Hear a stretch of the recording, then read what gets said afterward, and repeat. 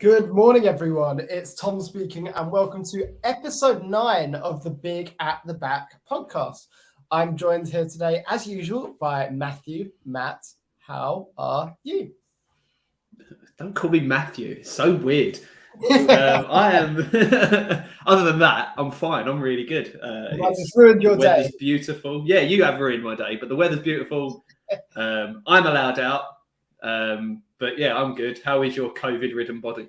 I mean, I took a test this morning and I have the faintest red line. It's so frustrating. I just want to go out in the sunshine.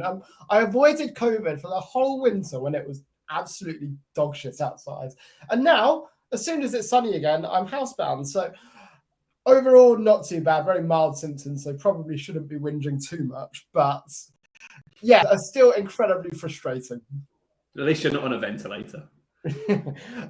Small wins, right? I mean, it's very consequential. Cool. So before we start today, just want to give a shout out to State and Heath, our friends at the North versus South FPL podcast, who very kindly did us a very nice review on theirs. And if you haven't listened to them, go and check them out. They're a bit like us, two idiots, one of them being a Northern idiot, talking about FPL and football and abusing each other. Yeah, it's fantastic. Good listen, obviously, yeah. If you haven't, go and check them out.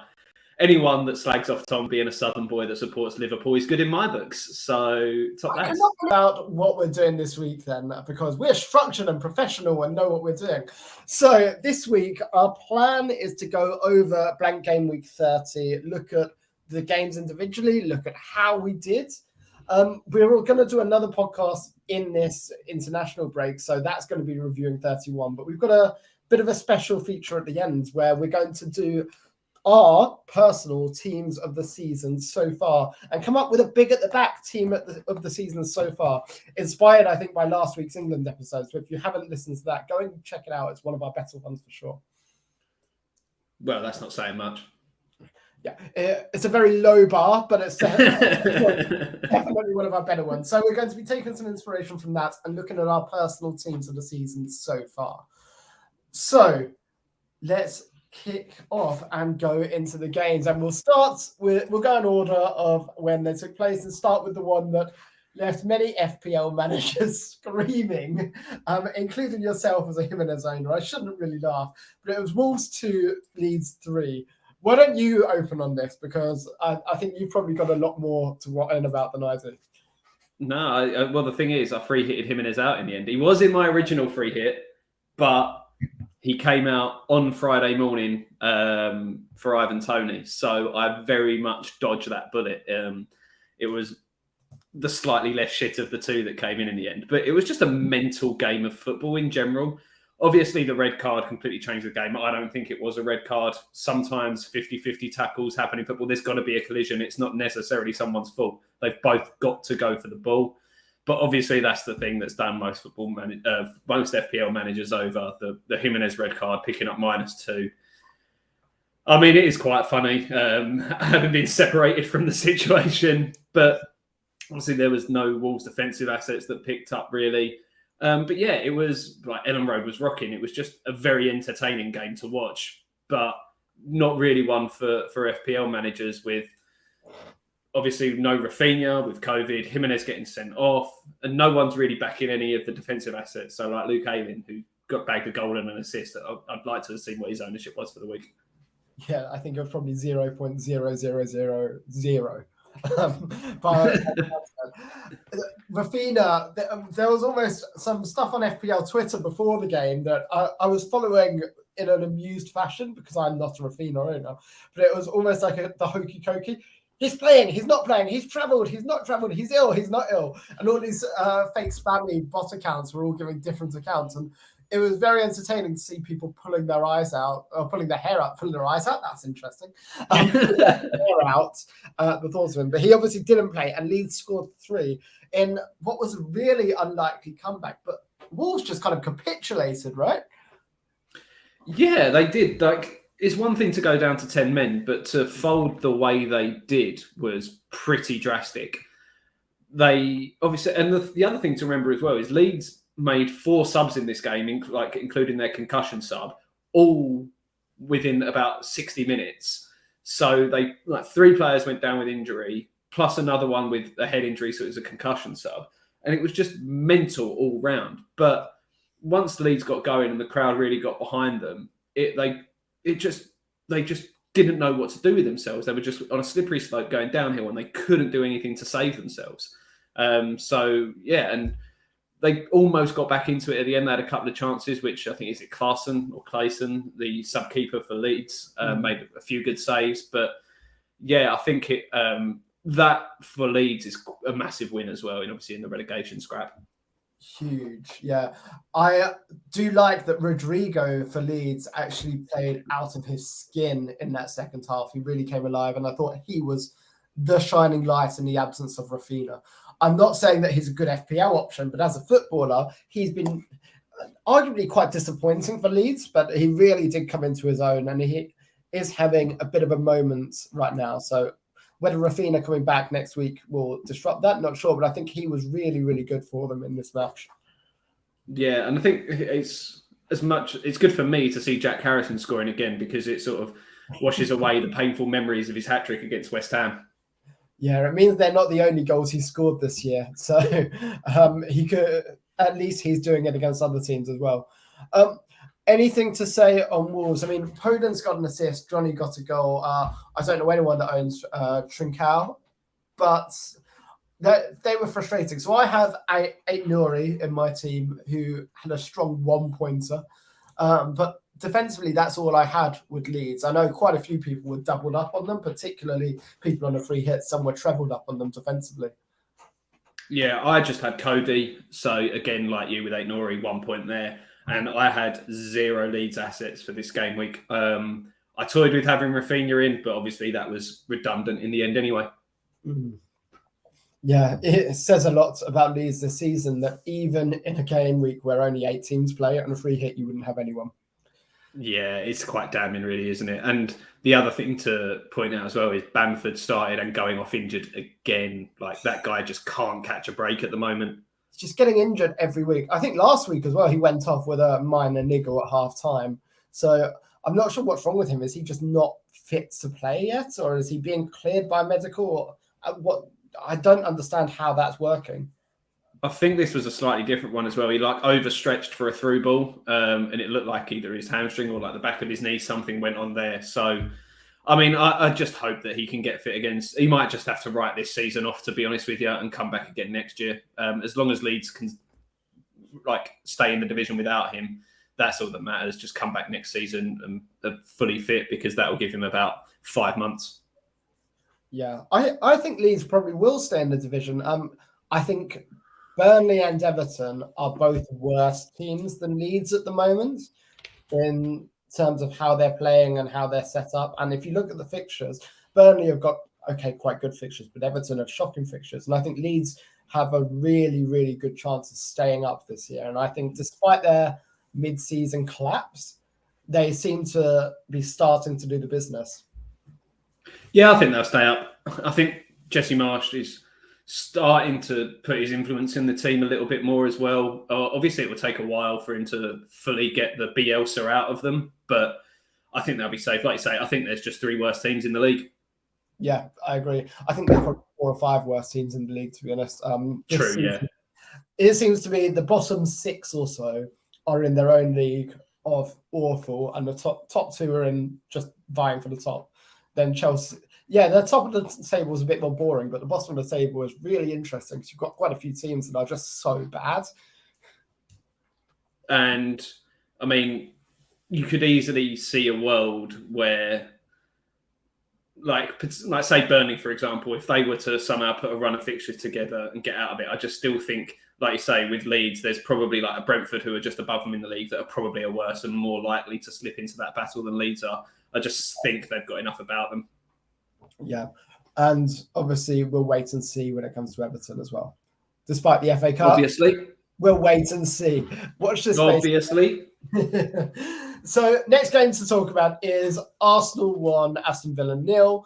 A goal from Saka being the only goal of the game, and him picking up all 3 bonus points as well. And it really very much was the Saka show if we're looking at this match. I think the best player for Aston Villa, and maybe reflected in it's reflected in the bonus points as well, was Martinez.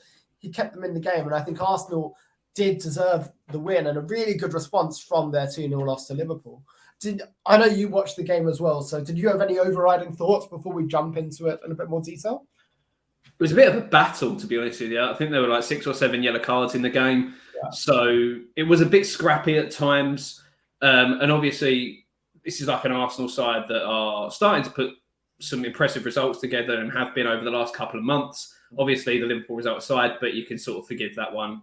In their battle for fourth, what they need to do is beat the teams below them, which they are doing quite consistently. And this was a test for them. Villa played quite well. They restricted the amount of chances they had. But likewise, Villa didn't have a shot on target until the last kick of the game. So Arsenal looking good defensively. Yeah, we've got a very good friend who's an Arsenal fan who is often quite negative about their chances and often very sceptical, and justifiably so, given the last 5 to 10 years with Arsenal. But I think they are really, really... Top 4 is theirs to lose. And I think they are by far and away the best side going for it at the moment.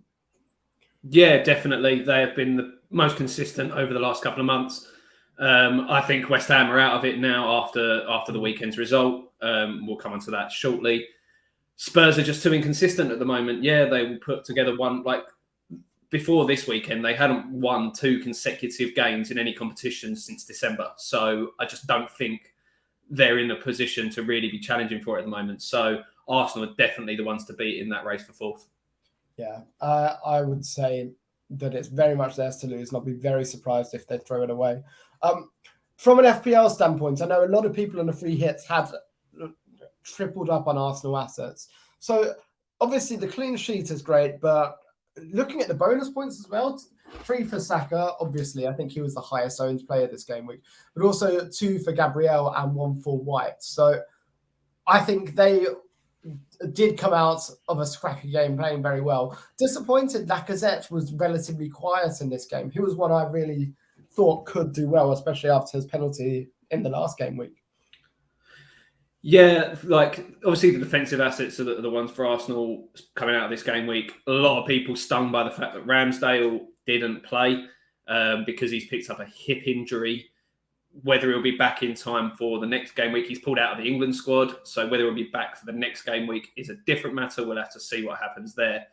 But people with White, obviously quite a lot of he's got quite high ownership. Like you say, Saka was the highest owned player that actually had a game this week. But yeah, Lacazette was a little bit disappointing, but I think Aston Villa did well to restrict the sort of balls into his feet. He didn't get a lot of chances to really hold up play. And like you say, Saka was the star again for Arsenal, really pulling him out of the mire. Good finish, from a little scramble from a free kick.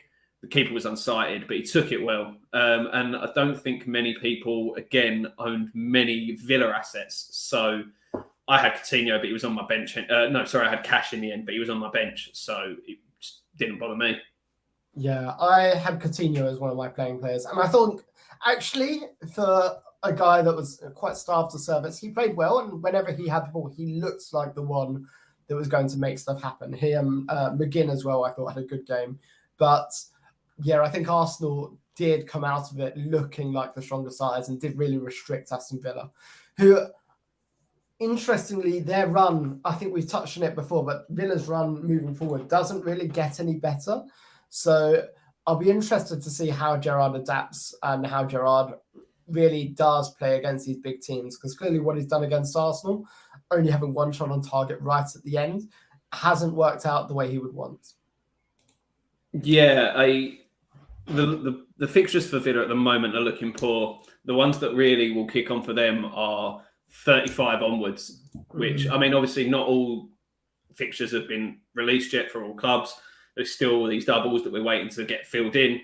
But Villa have a 3-week stretch of Norwich at home, Burnley away and Palace at home before they go to City on the last game of the season. So write that one off. But the next sort of 4 or 5 fixtures look like they will be quite tough. So I think it might be time to move out any Villa assets. Depends on how you feel about their doubles. But I they'd probably be the first on my chopping block. Are you saying that I should move Luca Digne out? I was actually planning to hold till the end of the season. Well, if you go back and listen to our first podcast, that would be very good advice. After his 12 points, that we didn't realise that was the best he was ever going to do. Cool. So next game to speak about then is Leicester 2 versus Brentford 1. Now, this game really, really did hurt me because I wasn't on a free hit. I didn't have any assets from this game. And then Maddison getting a really good goal and Barnes getting the assist from an FPL standpoint really hurt me. Maddison getting all 3 bonus as well was painful. Mbeumo getting an assist and popping up just to troll FPL managers again. But did you manage to catch any of this game? What were your thoughts? Yeah, Mbeumo just popping up, just going, oh yeah, remember me, for the first time since about game week 9 probably. But yeah, it was quite surprising really. Like Leicester it was 2 really good goals, obviously. Castagna with an absolute rocket to open the scoring, and then Maddison's free kick was a perler. Like another English James that's really good at free kicks. Just get him and Ward-Prowse in together just on free kick duties in the World Cup. But that was about all they really had. Like their XG is less than 1 for this game, so they didn't really create much else. They just had 2 speculative efforts that ended up going in the top corner. The thing that really surprised me with Maddison's free kick is none of the Brentford wall jumped, and like. You see that sometimes they're worried about him going under the wall, but that's why you get that player that's lying down behind the wall now in a lot of its scenarios, but they didn't have that and none of them jumped. And it wasn't as though it was right in the top corner, so I questioned the tactics of that. But other than that, it was 2 fantastic goals. I had Barnes, I didn't have Maddison though, which was a bit of a stinger. Yeah, I mean, Maddison, if you look at it from an FPL standpoint as well, he had 46 on the bonus points system, which is far more than anyone else in this game. And actually, I think it's more than anyone else this game week. Comparatively, Saka was first in the Arsenal game and he only had 30. So Maddison a good 33% ahead of him. So potentially one for FPL. If he can start putting games like this together, then he could be a really good asset moving forward. Brentford, I know you had Ivan Toney. We've spoken about them a bit, but anything to say outside of that? Or I mentioned the defense before, but now I'm a little bit cooler on them because I think Raya being back is great, but it is still essentially a championship level defense. Yeah, for the most part, I'm like I say, I'm not really going to be moving anyone in. They don't really tempt me in any way, shape or form. But at the same time, they did restrict Leicester to 2 very good long-range goals. Obviously, Ericsson was in my squad as well. He was starting for me because I was going for the anyone that takes set pieces against Leicester theory. But he picks up, he's got COVID, so he missed out in the end, which actually is what brought Harvey Barnes off the bench for me. So I'm not going to complain too much on that one. I think... But Brentford going forward here actually looked quite good. They pulled Schmeichel made quite a few good saves, especially towards the end of the game. A couple of headers that he tipped over the bar. So they don't look like they're struggling to create things. It's just the actual finishing. Like their XG for this game was 1.73. So they far underperformed that, and their XG was far outperforming Leicester. So maybe it was just a bit of bad luck and poor finishing. Yeah, and as you said, the 2 Leicester goals were very, very good goals. So I think it would be difficult to defend them, but the finishing from Brentford not quite up to snuff in this game. Yeah, I think that pretty much sums it up. Cool. Well, the last game to speak about for this game week before we move on to another special is Spurs 3, West Ham 1. And I think I better start on this because it's probably going to end up with you breaking down in tears. So as a Kane owner, I was watching it, biting my nails, hoping Son wouldn't do anything. And what a game to troll me. And actually what a game of football in general. But Son, we all thought he got the first goal. Turns out he hadn't touched it and Kane got the assist. So I went from elation to Son scoring, sadness to Kane getting an assist, again, elation, to Kane getting another assist, brilliant, then Son scoring again, straight back down to sadness. So it was a real roller coaster from an FPL standpoint. As a football match, I thought it was really good. I thought all of the goals, the first one was a bit scrappy, but the rest of the goals were very good. Ben Rama's goal was a picture-perfect corner from West Ham, and I'm sure you'll have lots to say around that. But really entertaining end-to-end game of football, I thought. What were your initial impressions? Well, I said from the start of this game, I was expecting nothing from it as a West Ham fan. So I didn't come away too disappointed. We, on the Pretty Bubbles podcast, we do a week-to-week predictions where we predict the final score and the first goal scorer of every game and get points for that throughout the season. And I did predict a 3-1 loss here. So genius is what I'm saying.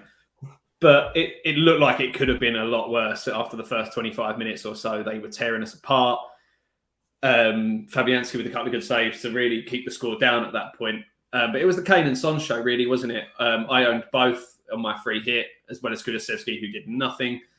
But I just think West Ham looked like a team that had played 120 minutes about 3 days before. And I think 9 of the starting 11 had played at least 90 minutes, if not 120 on the Thursday night. So we just look knackered, and we need this international break really for players to just have a bit of a break. But the goals themselves, like you say, Ben Rama's goal was very nicely taken. Another good set piece from West Ham. West Ham have got the second most goals from corners in the league this season, only behind Liverpool. So there's a little stat for you. Obviously, with any set piece takers and potentially big lads like defensive assets getting on the end of them. So Dawson with the flick on for the assist. But it was funny, like the third goal for Spurs, you get all this beautiful football, and it was just lump it long, Kane flicks it on, both centre-halves go for the same ball, and then Son's just through one-on-one, and at that point, you know it's going in. Yeah, it's kind of a classic Sam Allardyce type of goal, really.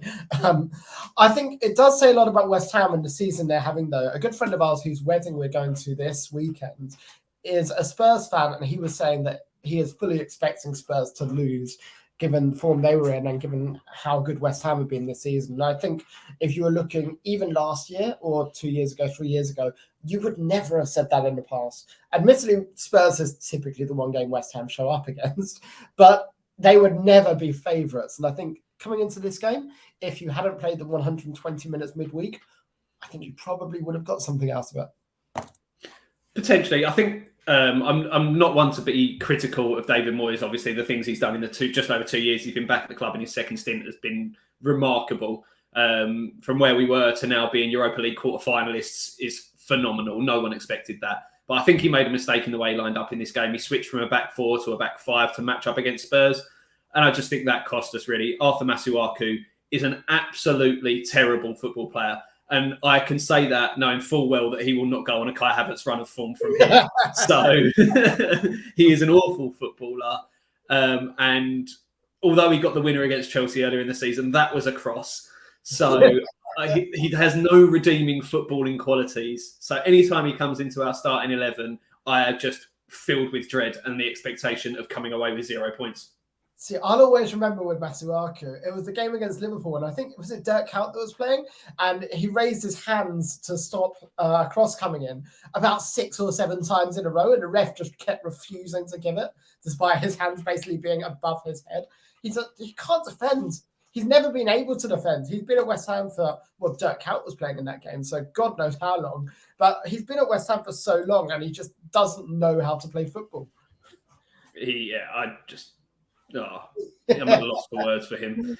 But obviously, I know one of my friends actually had he free hitted this week and ended up with Jimenez and Zuma in his starting 11. So 2 minus scores there. So, but I enjoyed the fan in the background at a West Ham set piece. It just said Kurt Zuma shags cats. I can't remember. It was a few weeks ago. One of the strikers coming against Zuma kept meowing in his ear. And I think it was. Might have been Chris Wood. Yeah, I think it was Chris Wood. It was like a classic shithousery striker. You know, yeah, one hasn't really got much talent like Chris Wood, but knows how to play the game. Yeah, whoever it was, fantastic work. Yeah, excellent. Other thing to say about this game. You did forget when you said about James Maddison having the highest bonus point score. It's not. It was Heung-min Son. Heung-min Son. He picked up 51. professional research, big at the back podcast. That's what we bring. Cool. So Son, very damaging for me. Let's look at our scores for this week then, because I think we had different strategies going into it. You had 2 free hits left, so you used your free hit. I only have 1, so I held. And because of the Ramsdale thing and Dean not playing, I ended up with 7 players. So for me, it was always going to be damage limitation. This is going to hurt kind of week. But I ended on 46 points, and that's come from my only defensive player playing was 8 Nuri with 1 point. Then 2s all around for Coutinho, Bentancur, and Kulusevski in the middle. Kane captain with 26, and Saka vice with 11, and Lacazette with 2. So a really, really bad game week. And I've been in free fall the past 4 weeks. Every time I've done well, everyone else has done well. And every time I've done badly, everyone else has still done well. So I've gone from around the 10K mark in the world over the last 4 weeks, all the way down to 81K. And for the first time this season, you're ahead of me, which is very upsetting. So it's finally happened. Talk me through your free hit, because it went really well for you, I think. I think it went fairly well. Obviously, it could have been better, but I've ended up with 73 points. So the main returns, obviously, Kane captain, I had Son in there, and I had Saka. They were the 3 main ones for me. And then the other only 2 actual tangible returns I had were Barnes and Tierney, who kept the clean sheet as well. I think my overall rank was helped out quite a bit by a lot of people owning Jimenez, a lot of people that had Ramsdale. So other people maybe not performing quite as well. I don't think I had a fantastic week. I think I just had a fairly solid week. But like you say, it does push me up above you. I'm up to 58K in the world now. So I've been making gradual steps after finally cracking into that top 100K a couple of weeks ago. I've made another nice little leap. So yeah, it's going in the right direction. But obviously, things can change very quickly in FPL. Yeah, and if we're looking, we've got a nice international break. And to be honest, I feel like I need that to just reset, because it's been very frustrating playing FPL for me these last 4 weeks, and I'm just not having as much fun as I was for most of the season. So I need to just reset, reevaluate, and start playing a bit more freely again, rather than worrying about nonsense like expected ownership and like damaging players and who's going to hurt me. I'm just going to throw all of that down the loo and start playing for a bit of fun again, because ultimately we're football fans playing a fantasy game, not the other way around. Yeah, I think that's the key thing. Obviously, we both listened to the Always Cheating podcast, and their thing this week was again about how to make fantasy football fun again, because It is a big thing. And I think one of the big things is looking at the 2 bigger picture, like looking at effective ownership and worrying about, I want my players to not do well because it's actually worse for me. I think at the end of the day, look at your team. If you get good amount of points and you see that you've done well and you've got if you've got above average points for the week, yeah, that's fine. Yes, there's a lot of dead teams out there, so it doesn't particularly matter. I think focus on your mini leagues as well. That's the one thing I like to do. So if I'm above you, then I'm really happy. I've got a couple of leagues where there's some money riding on it, so I'm looking at them. And I've got one which we call the Curry League, which we do every year. There's about 20 of us in it. And at the end of the season, we all go out for a curry and the bottom 6 pay for the curry. So it's like those sorts of things. That's how to really keep it fresh and entertaining. Don't worry too much about the bigger picture. Yeah, I think that's going to be the case. Also, I haven't done the research around this, so we're going to have to do it on the fly. But I think this was the last week of the big at the back battle. Broja versus Jimenez. What were the final scores? Do you have them, or are we going to sit awkwardly in silence waiting to figure it out? Because I think... No, we've got it all sorted out. Obviously, Broja blanked and actually caught up, made ground on Jimenez. But the final score is Broja 8, Jimenez 14. Wow. I mean... I think Broja and Jimenez were both really good picks when we started this bit. So, yeah, I owe you a tenner. Let's just make that a couple of pints on Saturday. Let's not overcomplicate this. But what 2 terrible assets to own moving forward. It was a joke. Oh, horrendous. So the next thing we're going to talk about, so we've got another podcast coming up next week after the international break, where we're going to do a preview of 31 and beyond. This week, what we thought would be a really good idea to do was to almost have a check-in and see, in the idea of having fun and playing fantasy in a fun way, we're looking at our favourite players over the season and making our favourite teams so far this season. So, hold on one moment. I've just got a COVID cough coming. I'll lead the way through this then. Yeah, so we're going to look back through our teams this season. Not necessarily the players that have got us the most points throughout the season, but the ones we've enjoyed having the most. So it could be that someone you had for 3 weeks and got you a good haul, but then you took out again. So it's not necessarily the ones that got you most points throughout the season, but the ones that bring you the most joy.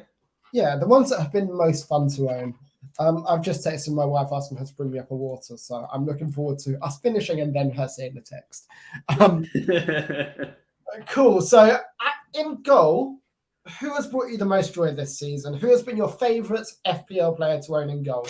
Because for me, there's only one option.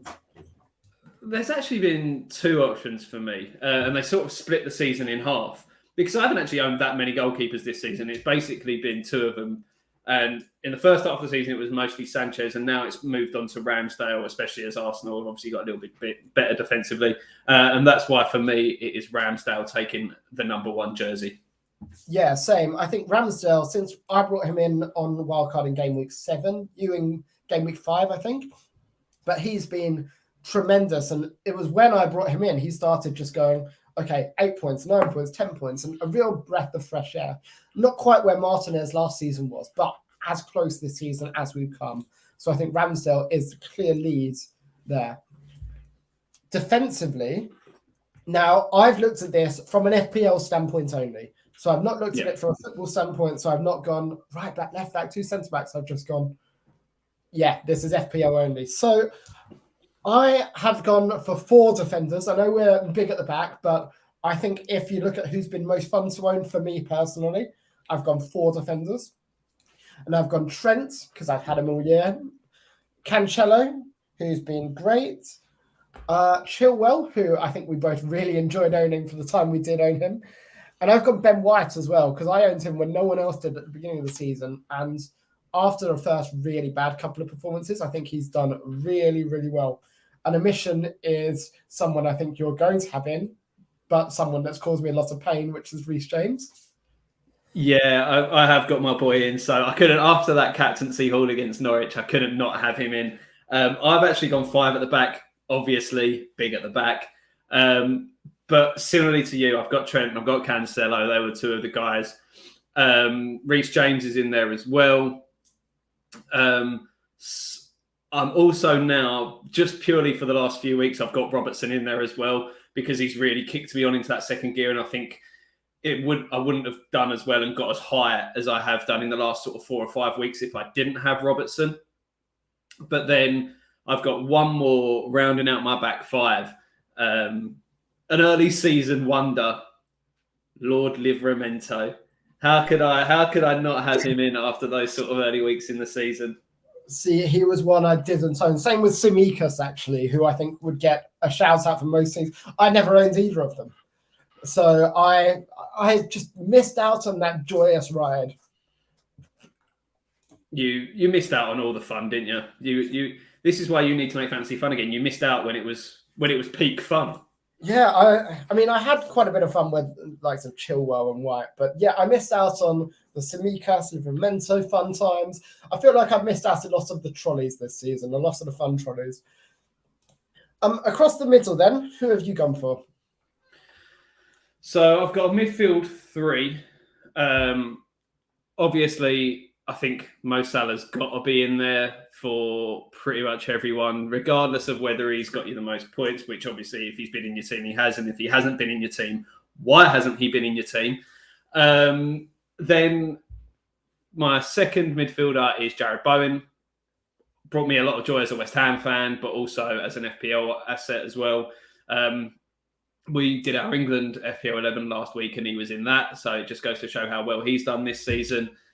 And then my third and final one, this was really sort of a tricky one for me to fit in because there's been so many midfield options this season. there's been Jota, there's been Bruno in fits and starts. But I think for me, and this might be a bit of a rogue shout, because he came in early in the season, he's had spells out the team, but I'm going to go with Emil Smith-Rowe, purely because when I got him in early in the season, he did quite well.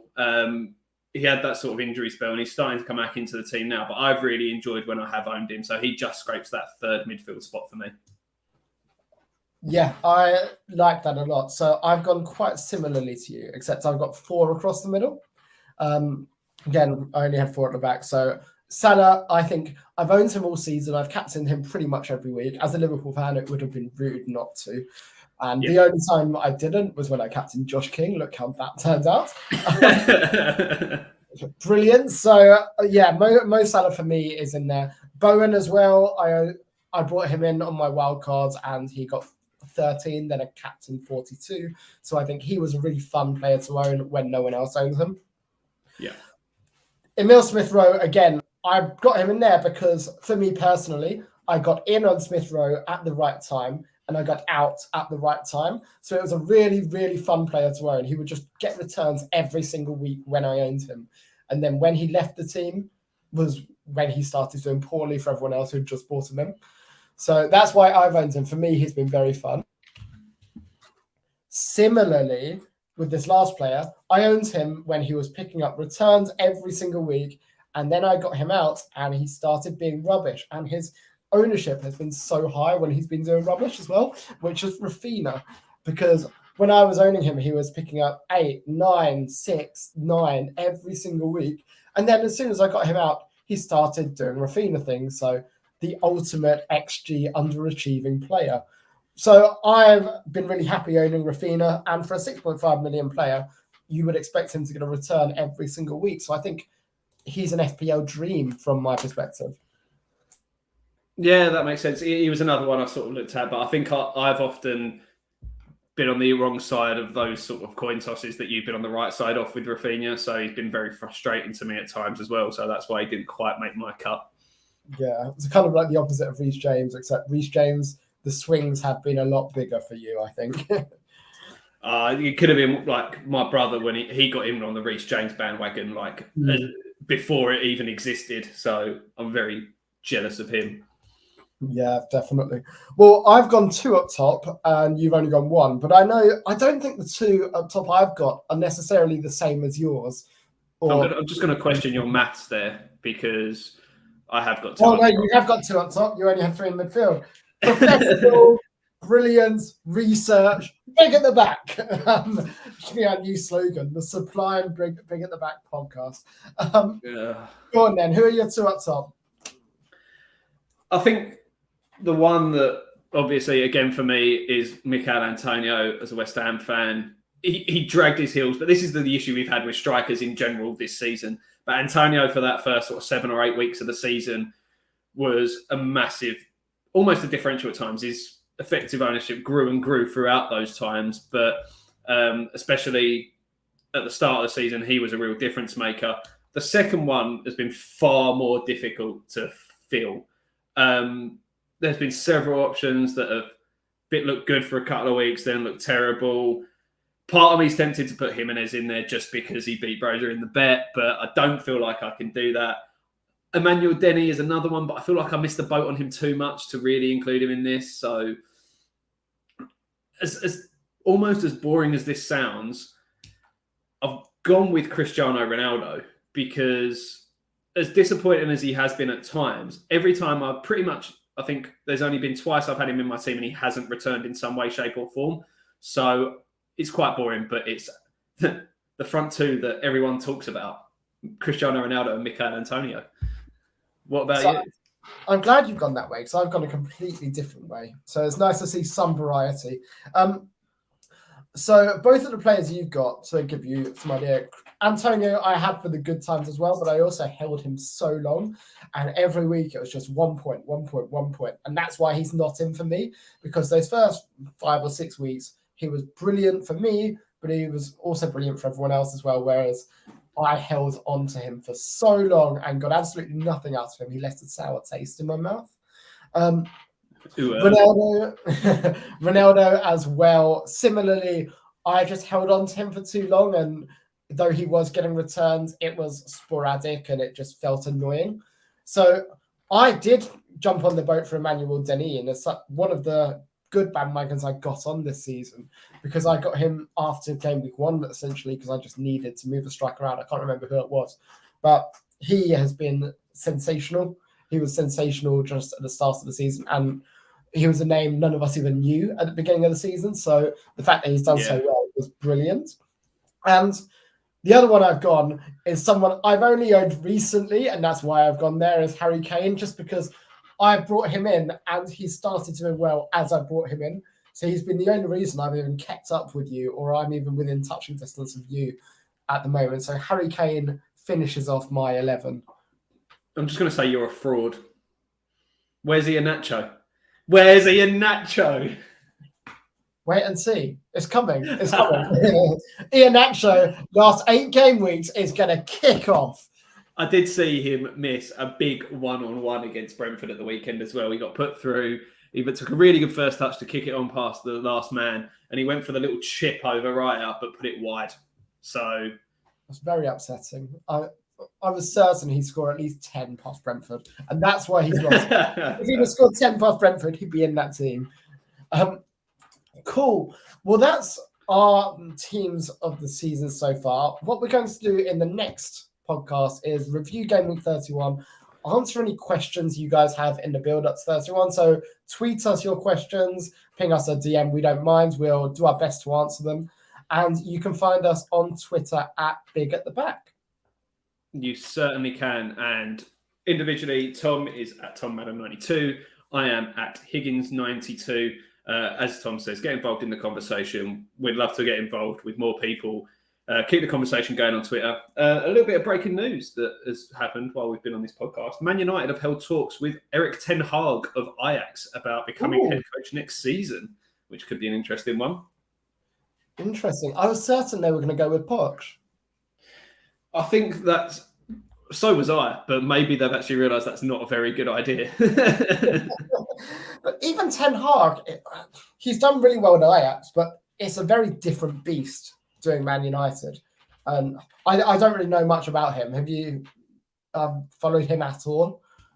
Well, he's been at Ajax for quite a few years now. Obviously, he was in charge in their run to the Champions League semi-final when they very nearly got to the final after Spurs' comeback when they faced you in the final that year. Ajax seems to be constantly in transition because they bring players in, they do really well, and then they end up moving on to somewhere else in one of the bigger European leagues. But his coaching style, he likes to play very good football, like good attacking, fluid football. So obviously that's very attractive to potential suitors in other leagues. I think he's a very good coach. I think he'll do very well if he does end up wherever he goes. Man United at the moment is obviously a very tough one. It's a bit of a poison chalice, but I mean, look at Erik ten Hag. He's turned Sebastian Haller into the best striker in Europe. So, yeah, just like Jurgen Klopp turned James Milner into the most creative player Europe ever seen. Most ever assists in a single Champions League campaign. James Milner, most creative player Europe's ever seen. Sorry, just can't argue with the stats. Yeah, you can't argue with stats. There are lies, damn lies, and then there's honest statistics. And James Milner... Numbers can't lie. They literally can't lie. What can't speak can't lie. It's quite literally impossible. On that note, this is the Big at the Back podcast, sponsored by Iheanacho and James Milner's creativity. We will be back next week in a very professional and researched manner. And until then, have a good international break.